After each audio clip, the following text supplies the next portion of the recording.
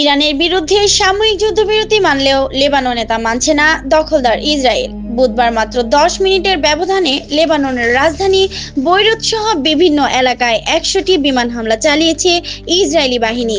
নতুন দফার এই হামলায় সেখানে কয়েকশো মানুষ হতাহত হয়েছে বলে সংবাদ মাধ্যমের প্রতিবেদন থেকে জানা গেছে। এর মধ্যে অনেক হামলা এমন সব এলাকায় চালানো হয়েছে যেসব এলাকাকে প্রথাগতভাবে হিজবুল্লাহর সঙ্গে সংশ্লিষ্ট বলে মনে করা হয় না।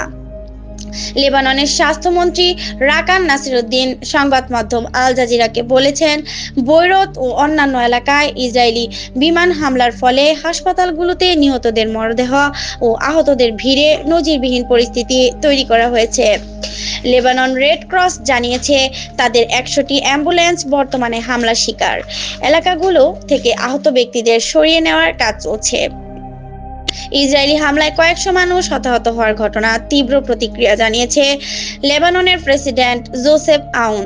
তিনি বলেছেন, এই হামলা সব ধরনের মানবিক মূল্যবোধ অবজ্ঞার ক্ষেত্রে ইসরায়েলের কালিমালিপ্ত রেকর্ডে নতুন মাত্রা যোগ করেছে।